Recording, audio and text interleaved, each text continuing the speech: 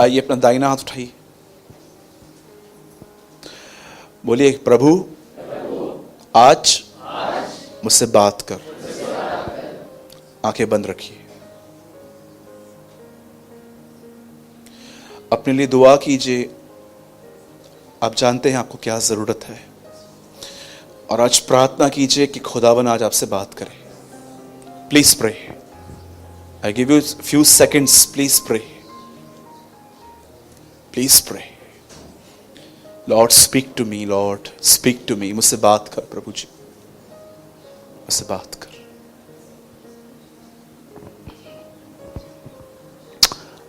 आमेन।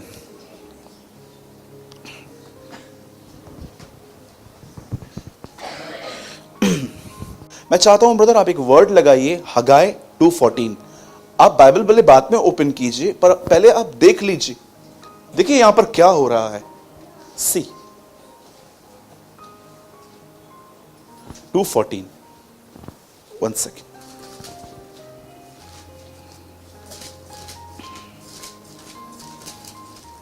Sorry 2:4। Lights बंद कर दीजिए भाई। तो भी अब यहोवा की यह वाणी है, हे जरुब्बाबेल, हेयाबान और हे यहोसादाक के पुत्र यहोशू महायाजक, हेयाबान और यहोवा की यह वाणी है कि इस देश के सब लोग हेयाब बांधकर काम करो, क्योंकि मैं तुम्हारे साथ हूं। सेनाओं के यहोवा की यह वाणी है।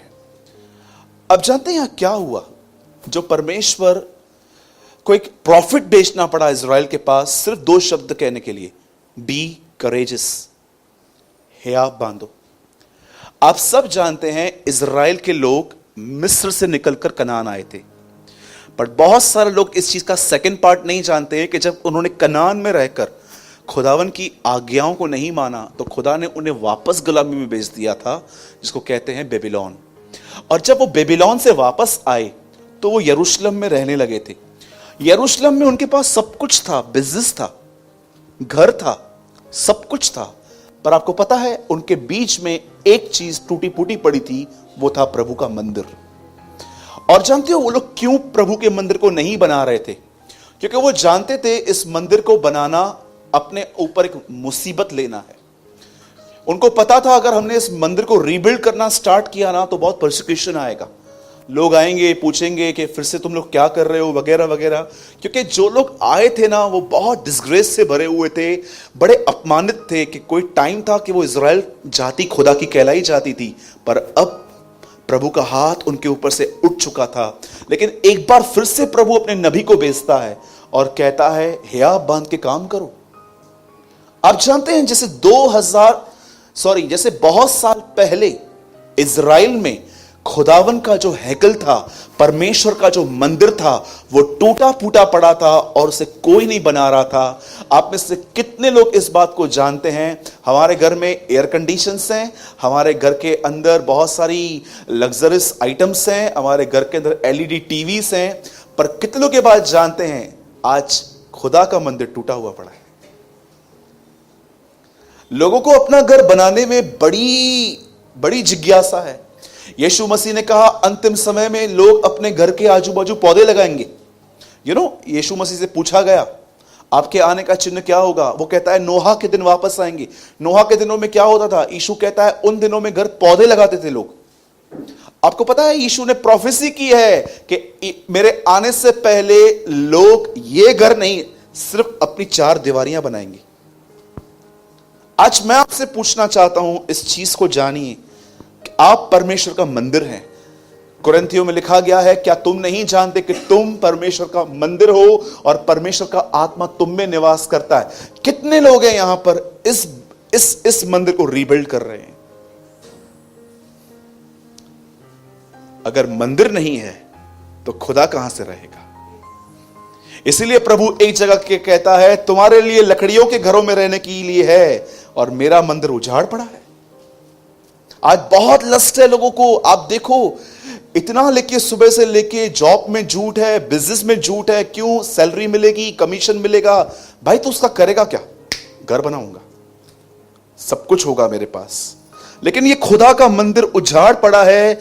यहां पर नेगेटिव बातें पड़ी हैं, यहां पर अक्षमा करने वाला स्वभाव पड़ा है। टांगे तो देखो बुराई की ओर दौड़ती जाती हैं, पर किसी को आज बाइबल बताती है इस बात की भूख नहीं है कि प्रभु का मंदिर बनाया जाए। आप जानते हो पुराने नियम के अंदर जब भी शत्रु इज़राइल पे अटैक करते थे, वो इज़राइलियों को बाद में पहले मंदिर को तोड़ते थे, क्योंकि वो जानते थे इस मंदिर के साथ इतनी वाचाएं बांधी हुई हैं। आपको पता है सुलेमान ने जब मंदिर बनाया तो क्या कहा? प्रभु जब भी लोग यहां से आके तुझे दुआई दे तो उनकी सुन लेना। वो जानते थे कि अगर इजरायली लोग वहां पर गए और उन्होंने वहां से प्रभु को दुहाई दी, प्रभु हमारी हालत खराब करेगा। 19वीं सेंचुरी में एक खुदावन के दास ने, एक प्रभु के दास ने ऐसा लिखा, इजराइल से लड़ना खुदा से लड़ना है, इससे अच्छा है उन पर अटैक मत करो। इजराइल जो देश है आज, जो एकदम मिडिल ईस्ट के बाजू में आता है, किसी व्यक्ति ने अपनी किताबों में लिखा इजराइल से लड़ना खुदा से लड़ना है और तुम नहीं जीत पाओगे, इससे अच्छा है उनको छोड़ दो। आप जानते हैं आज प्रभु का मंदिर कैसा है? आप जरा अपने आप से पूछिए, क्या आप इस मंदिर को रीबिल्ड कर रहे हैं? नो डाउट हम में से कोई भी अपने आप को खुद नहीं बदल सकता, और आपको पता है सबसे बड़ी मूर्खता हम ये करते हैं, हम बदलने के लिए कोशिश करते हैं पर हम बदलने के लिए दुआ नहीं करते। That is a foolish thing. और उससे भी मूर्खता, दूसरों को बदलने की कोशिश करते हैं। बहुत सारे लोग हैं जो खुद के लिए प्रार्थना नहीं करते पर खुद को बदलने की कोशिश करते हैं। मैं जानता हूं हम नहीं बना सकते, पर क्या आप प्रभु के सामने जाते हो और प्रभु को बोलते हो, प्रभु ये मेरा जो फोकस है ये कितना आउटसाइड थिंग्स पे लग चुका है। अपने घर में शिफ्ट होना है, ये देना है, वो लेना है, ये लेना है, वो लेना है, 24 घंटे मेरे अंदर सिर्फ सेटिंग सेटिंग सेटिंग सेटिंग चलती रहती है। What about inside? भीतर के घर का क्या? यीशु मसीह कहते हैं इस घर को ढहा दो, मैं 3 दिन में वापस खड़ा कर दूंगा। वो कहते हैं इस मंदिर को बनाने में 46 साल लगे थे और तू 3 दिन में बनाएगा। बाद में यूहन्ना को बात समझ में आई, यीशु ने अपनी देह को मंदिर कहा था। आप प्रभु का मंदिर हैं। बाइबल बताती है मैं उनके साथ उनमें निवास करूंगा और मैं उनमें चला फिरा करूंगा। और आप जानते हैं कौन से वो लोग हैं इस पृथ्वी पर जो सच में इस बात को जानते हैं कि मैं सिर्फ एक बदन नहीं हूं, मैं एक मंदिर हूं प्रभु का।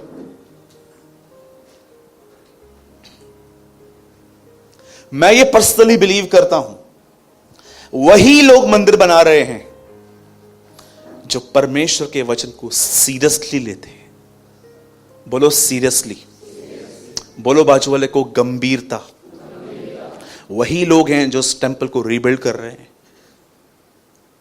मैं आपके सामने कलाम खोलता हूं, आप मत खोलिए।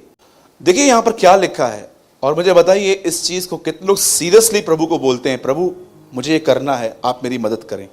12:37 मैथ्यू, एक वर्ड देखिए यहां पर लिखा है और जरा देखिए क्या लिखा है यहां। क्योंकि तू अपनी बातों के कारण निर्दोष और अपनी बातों के कारण दोषी ठहराया जाएगा। 36। और मैं तुमसे कहता हूं जो जो निकम्मी बातें मनुष्य कहेंगे, न्याय के दिन हर एक बात का लेखा देंगे। कितने लोग इस चीज को सीरियसली लेते हैं? एवरी आइडल वर्ड जो आपके मुंह से निकलता है, बाइबल बताती है तुम्हें अकाउंट देना पड़ेगा। मसीह लोग गालियां निकालते हैं, मसीह लोग कर्स भी करते हैं आजकल, मसीह लोग बुराइयां भी करते हैं, मसीह लोग निंदाएं भी करते हैं। मालूम है किस बेस पर? प्रभु दयालु है, प्रभु तो माफ करता है। मैं बिल्कुल बिलीव करता हूं परमेश्वर दयालु है, पर याद रखिएगा वो सिन को इग्नोर नहीं करता है। जब वो देखता है ना कि कैंसर अब इतना फैल रहा है कि ये मरने पर आएगा, तो फिर वो सर्जरी करना भी जानता है। एक आदमी ने कहा when God deals you it's painful. जब परमेश्वर डील करना स्टार्ट करेगा ना तो कभी कभी दर्द होगा।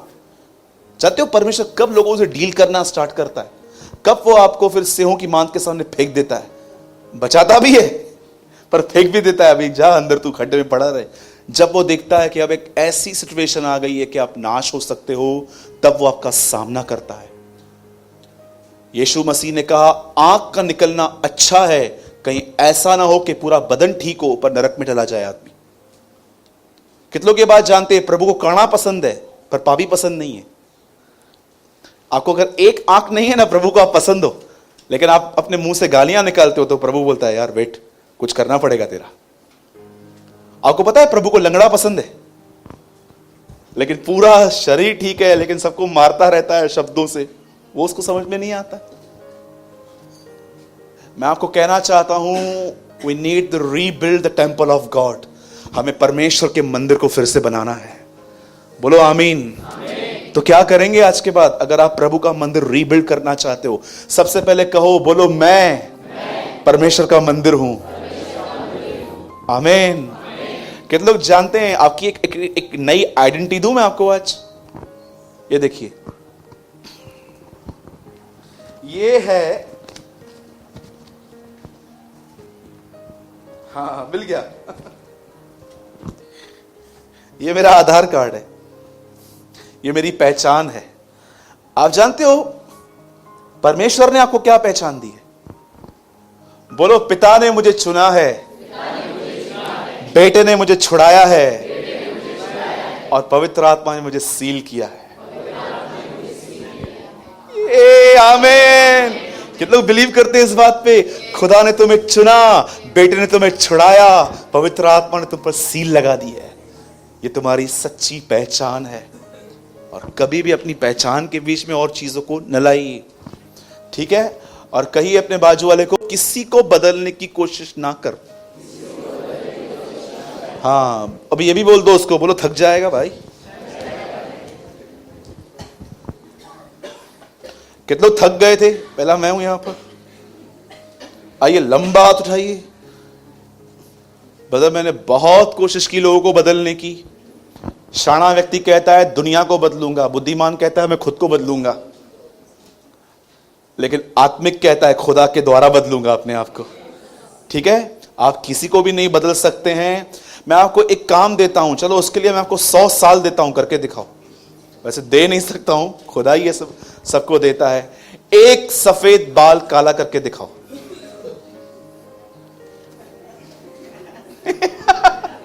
अच्छा भिन रू किलो वजन घट कर दिखा रहे हो विदाउट एक्सरसाइज। आइए, एक सफेद बाल काला करके दिखाइए। आप है कोई यहां पर विदाउट मेहंदी?